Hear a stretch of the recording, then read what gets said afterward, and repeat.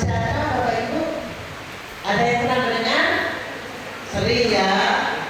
Mungkin dari Bapak Ibu pengawasnya mendampingi bagaimana sekolah harus melakukan perencanaan berbasis data.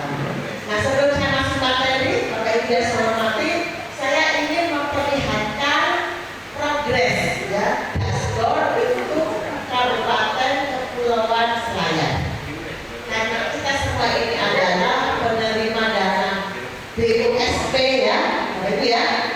Maka salah satu kewajiban kita adalah menuntaskan apa? Menuntaskan apa, Bapak Ibu? Ya, menuntaskan. Kalau kita menggunakan dana BUSP, Bapak Ibu, yang pertama kita harus tahu apa? Wajib kerangka pendidikan, ya. Sudah semua ya.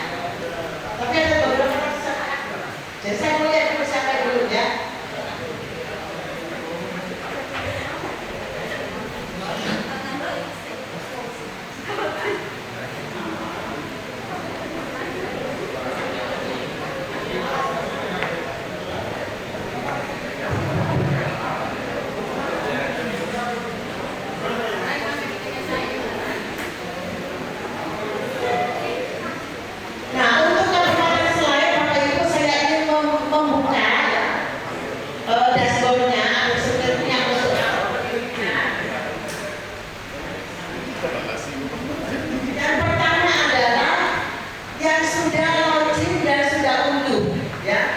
Untuk Kabupaten Selayar itu diurutan berapa ini? Ada 24 kabupaten kota. Kita berada di urutan ke 23. Ya, nanti bukan dari sini nanti 100 Selayar ya. Bukan 100 ya. Apalagi yang pulau banyak yang hadir ya. Jadi yang pulau itu kalau datang ke Selayar login dan mengunduh sekaligus eksplorasi. Karena mumpung kita masih di daratan sini yang kita tuntaskan nanti, Bapak Ibu ya. Jadi Selayar urutan ke 24 ya. Jangan putus asa, masih ada waktu ya. Kita tuntaskan hari ini ya. Kita tuntaskan hari ini. Ini yang sudah login dan sudah unduh. Jadi dari semua sekolah ya, di Selayar yang sudah login dan itu baru 68,56%. Masih ada sekitar 31 lebih yang belum login dan unduh. Ini karena belum aktivasi akun belajar ID. Mungkin nanti kita cari permasalahannya ya. Yang kedua, tidak ada signal, gitu ya. Jadi pas datang ke daratan nggak tahu sama teman operator lain misalnya, ya kita lihat progres orang kita apakah sudah login, sudah unduh, sudah eksplorasi. Nah sekarang yang selanjutnya,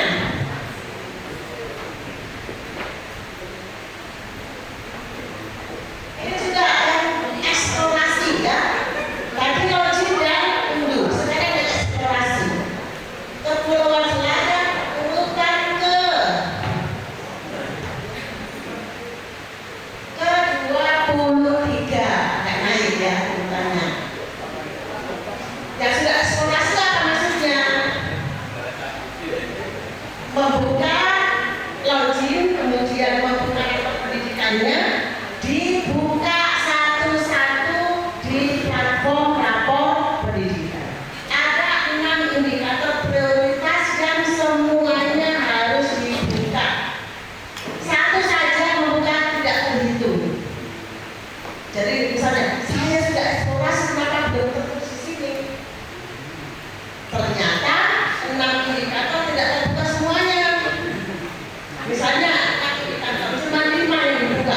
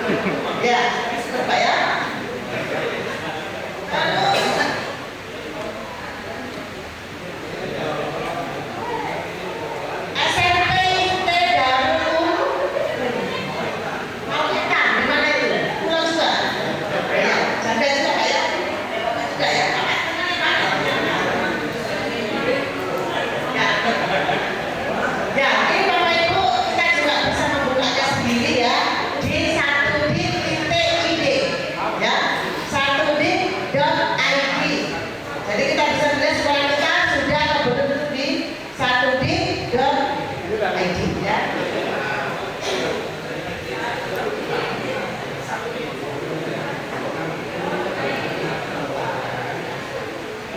Baik, kita mulai dengan kita ya untuk perencanaan berbasis data. Tapi sebelumnya saya ingin memperkenalkan diri terlebih dahulu karena Bu Tia sudah memperkenalkan saya. Ya, ini nama saya Pak ya, Ain Fanda. Nah ini nomor HP saya.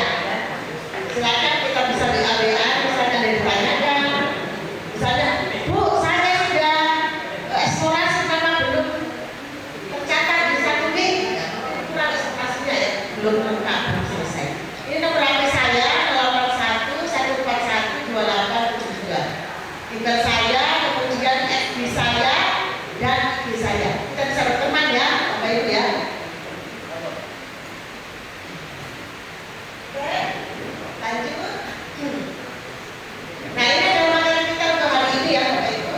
Jadi untuk materi perencanaan berbasis data, yang pertama urgensinya bagaimana ya. Kenapa sih kita harus melakukan perencanaan berbasis data?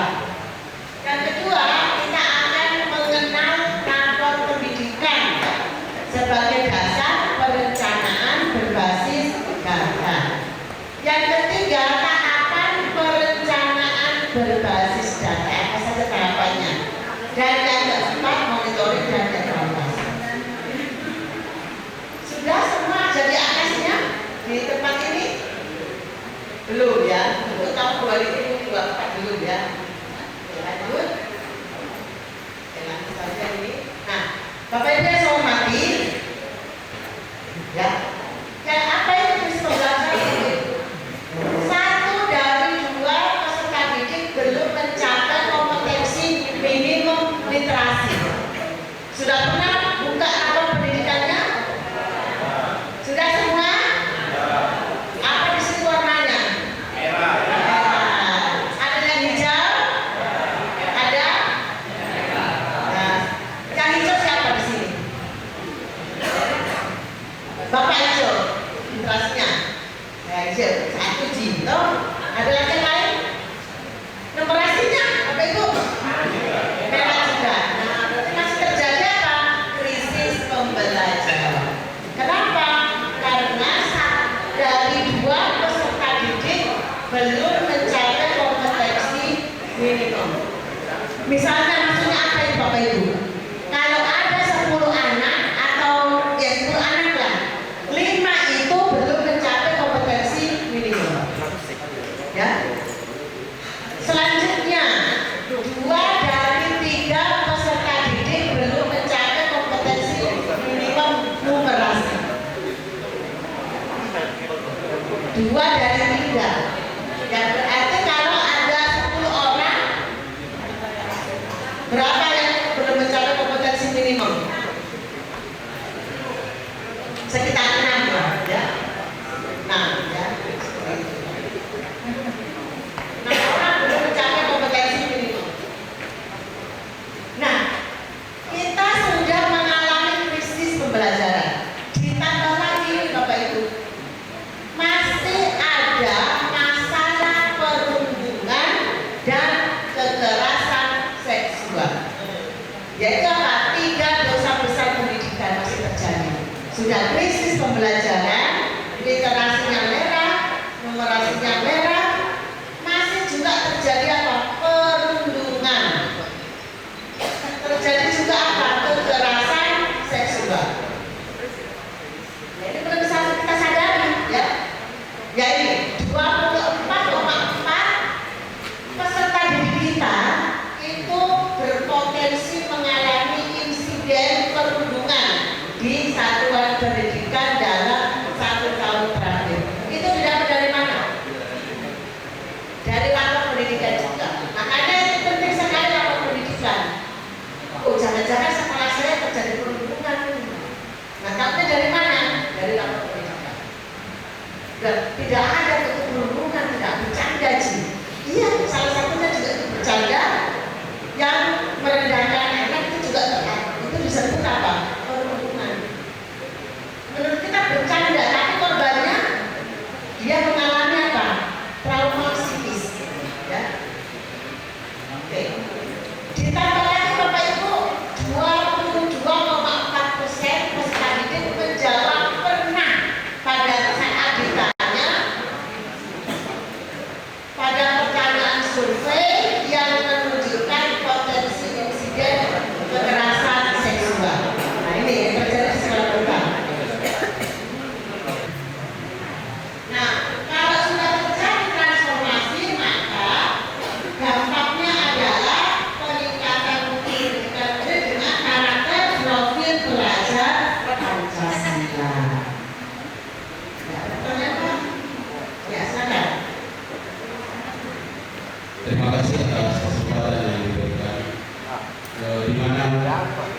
ada kembali berbicara terkait dengan data dan dana, sehingga ke depan kita juga bisa kerjasama dengan kepala sekolah apa yang harus dilakukan di sekolah. Karena kalau cuma operator yang hadir ke sini sampai di sekolah macet lagi nanti. Itu untuk usaha ke depan. Terima kasih. Itu saja. Ini amanah dari guru juga toh? Ya, guru juga kan? Karena guru juga tapi bagiannya. Biasanya kan untuk kelas sekolah kan. Kalau begini, kalau ada begini. Kan kita guru juga kan? Guru juga punya akunnya ya untuk bisa mengakses rapor pendidikan. Nah ini perwakilan satuan pendidikan sebenarnya ya. Bapak Ibu di sini hadir sebagai perwakilan dari satuan pendidikan. Sampai kan ini nanti ke kepala sekolah. Ya, ini harus dilakukan ya. Bapak Ibu yang saya hormati, terdapat 3 langkah sederhana dalam melaksanakan perencanaan berbasis data. Ada berapa Bapak Ibu? Ada 3 ya. Apa saja? Identifikasi. Ya. Terima kasih ya. Yang kedua apa? Refleksi. Yang ketiga, benar. Ada berapa? 3. Yang pertama, identifikasi. Yang kedua, refleksi. Yang ketiga, benar. Jadi itu intinya di perencanaan berbasis data. Identifikasi apa sih identifikasi? Mengidentifikasi permasalahan berdasarkan indikator yang ditampilkan di profil pendidikan. Bukan secara gurunya tidak bisa dan motivasinya kan rendah. Ada sudah sertifikasi nih. Berarti apa yang kurang ini? Maka pensiun, maka dia bintang ya. Maka pensiun, apa juga capek-capek. Oh ternyata supervisinya yang tidak jalan dari kepala sekolah. Oh nanti kita programkan supervisi akademik yang betul-betul membimbing guru. Itu nanti yang diprogramkan di database-nya. Halo, betul kan demikian? Jangan kita biarkan Pak Bulan terus seperti itu ya.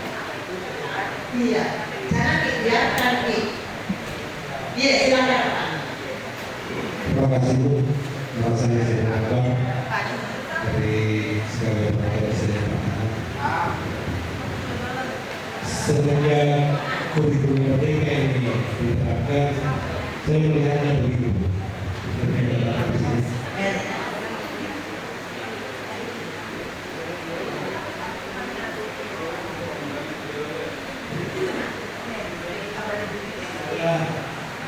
Seperti apa yang Ibu katakan tadi Pak, teman-teman guru sebenarnya terutama ini mereka sudah paham semua, tetapi yang saya simpulkan menurut saya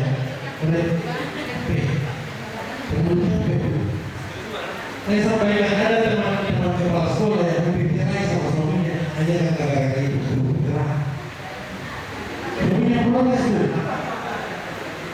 Itu di pikiran saya mau. Suaminya protes itu. Hampir keras. Sehingga beliau mengundurkan diri dari kepala sekolah. Jadi apa yang menyebabkan demikian? Saya mau beritahu karena semua berbasis aplikasi atau beberapa hal membuat guru terkadang tidak melaksanakan tugas pokok.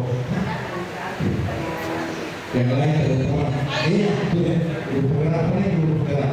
Kemudian ditambah lagi terutama ibu-ibu pulang ke rumah, anak menangis, suami protes, terus hal inilah mungkin yang membuat rekan-rekan guru tidak menanya. Kenapa saya menyampaikan itu? Hal ini saya alami.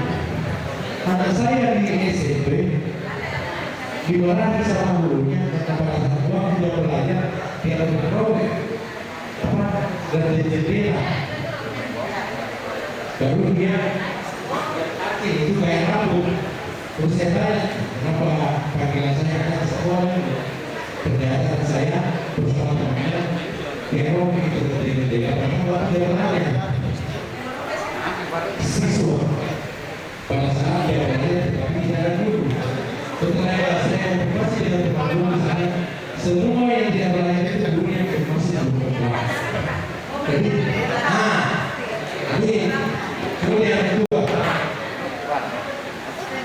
masuk di pelatihan mandiri di PNM untuk mengerjakan pelatihan mandiri saja sampai dikasih nyata. Nah, memasukkan hasil rumusan dalam rancangan penganggaran atau RKS dan RKAS. Kemudian dilaksanakan, kemudian kegiatannya dilaksanakan ya, programnya, dan dilakukan monitoring dan evaluasi. Kalau sudah jalan ini Bapak Ibu, nanti insya Allah literasinya meningkat, ya, numerasinya meningkat, karakternya meningkat, kinerjanya meningkat, ya. Seperti itu harapannya, ya. Ini dasar hukumnya, ini sudah ada dasar hukumnya ya, peraturan pemerintah, bukan Permendikbud, PP. Jadi PP ini nomor 57 tahun 2021 tentang standar nasional pendidikan dan Permendikbudristek nomor 9 tahun 2022. Di Permendikbudristek di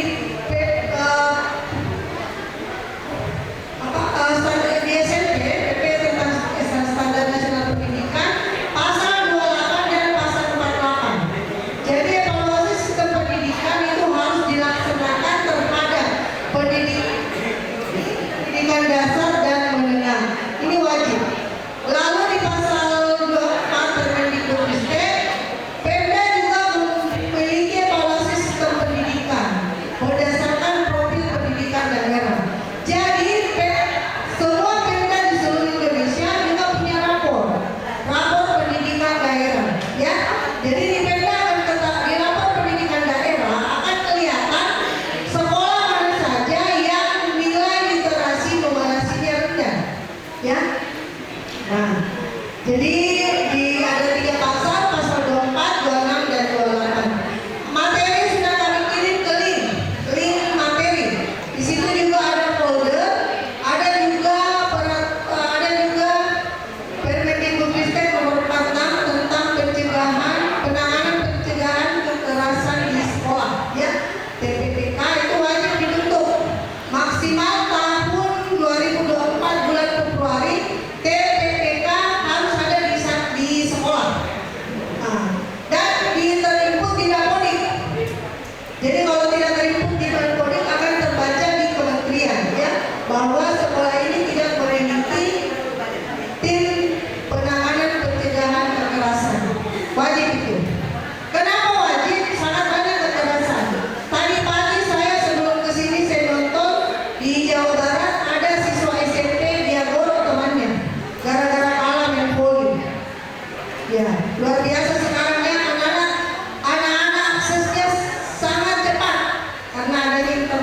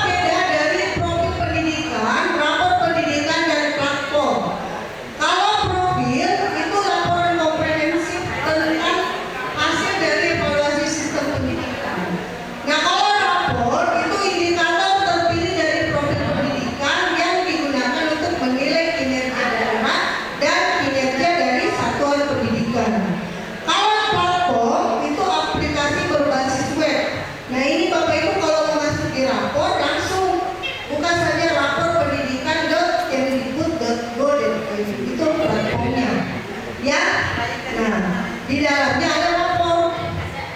Nah, sebelum kita masuk di praktek, kami ceritakan dulu ya. Struktur profil pendidikan dasar dan menengah secara ringkas terdiri dari 3 area, 5 dimensi dan indikator dari level 1 sampai 2. Jadi ada namanya areanya output, proses, dan input. Lalu di input, kualitas sumber daya itu kompetensi dan kinerja PPK. Nah, ini ada 2 level ya, level 1 dan level 2. Berikut adalah indikator kita di SD. Jadi kita itu yang biru itu ada di sekolah, yang kuning hanya ada di daerah, di rapor pendidikan daerah. Jadi yang kuning-kuning ini tidak ada. Nah, yang kita punya hanya ini ya, kita fokus di sini dulu. Kemampuan untuk mutu dan relevansi hasil belajar, yang ada kemampuan literasi, numerasi, indeks karakter, penyerapan lulusan SMK, pendapatan lulusan SMK, dan kompetensi lulusan SMK. Jadi ini kita di sini. Yang ini kan kita enggak ya. Literasi, numerasi, dan karakter. Yang kuning itu di level daerah, ya. Jadi kita tidak perhatikan ini. Nah, kemudian untuk mutu dan relevansi pembelajaran, yang biru kita perhatikan yang biru, kita ada kualitas pembelajaran, refleksi dan perbaikan pembelajaran, kepemimpinan instruksional, iklim keamanan sekolah. Ini yang penting, iklim keamanan sekolah, maka wajib membentuk TPPK.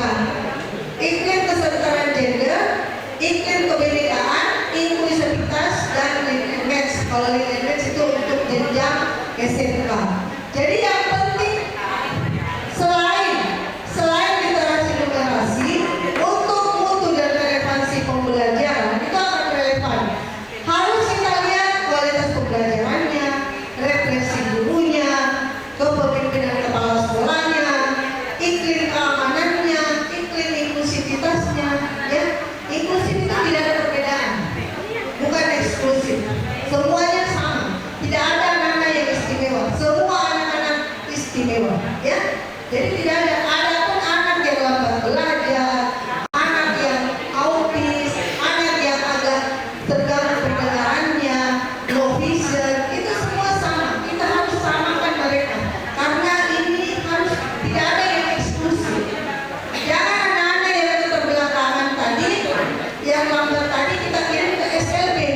SLB itu untuk cacat yang tingkat tingkatnya tunanya sudah tuna ya, bukan gangguan.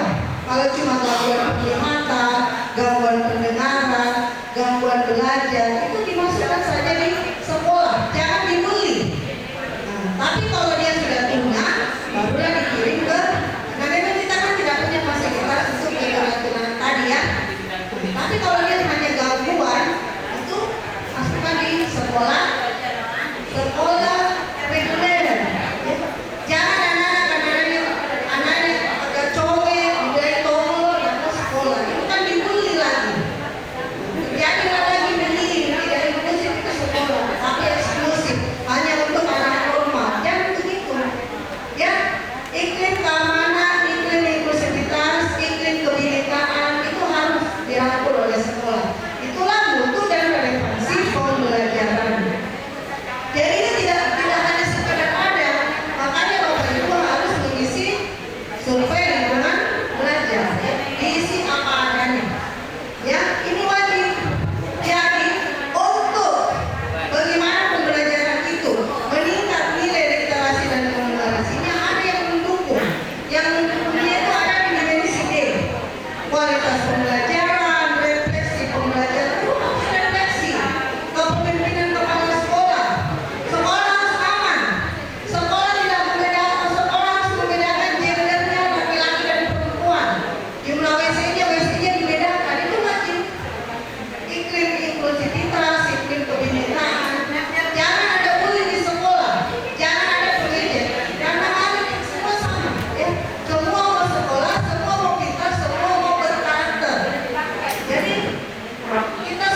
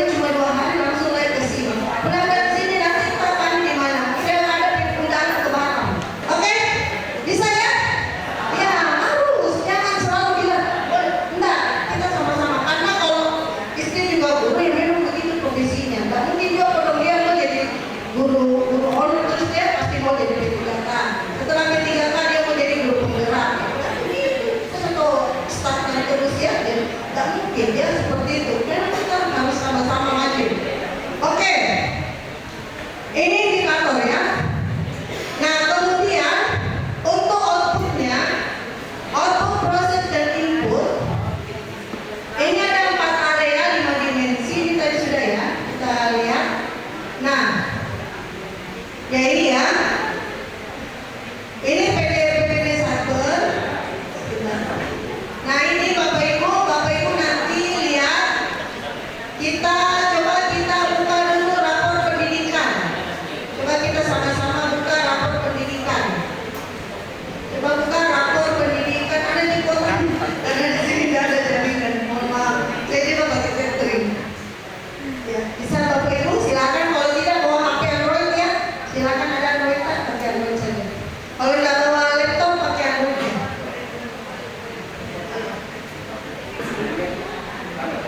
Bapak Ibu kalau mau buka dilihat rapornya, apakah sudah eksplorasi atau belum, KMM-nya dan seterusnya, buka di sini ya. 1dik.id, 1dik.id. Ya, ini Bapak Ibu tinggal buka. Ini tidak pakai password, tidak pakai username. 1dik.id. Ya, ini dikembangkan oleh tim BPPT Sulsel ya. Jadi dikembangkan, tidak ada begini di provinsi lain. Kami yang mengembangkan, ada tim IT kami yang mengembangkan aplikasi ini. Nah, Bapak Ibu, kalau sudah buka 1dik.id, Bapak Ibu bisa lihat. Nanti buka di sini, buka rapor. Jadi klik yang 1dik, kemudian buka rapor. Wajib. Itulah namanya eksplorasi. Kalau operator yang datang langsung klik-klik saja, selesai persoalan, selesai diekspor, tapi tidak tahu hasilnya, tidak tahu interaksinya apa masalahnya, kenapa merah, merahnya kenapa, merahnya di mana. Kalau dia merah kan ada, kalau literasi kan ada 3, teks informasi, teks sastra, ya, teks informasi, teks sastra dan kalau di numerasi ada data dan ketidakpastian, kemudian ada geometri, kemudian ada varian itu ada. Itu mau dilihat di mana merahnya. Jadi kalau misalnya Bapak Ibu klik ya, ini diklik, baca dulu. Misalnya ini saya kuning ya, ini itunya, ini saya kuning. Apa masalahnya? Kenapa dia kuning? Dibuka, inilah namanya demonstrasi. Nah, ini umumnya sedang ya.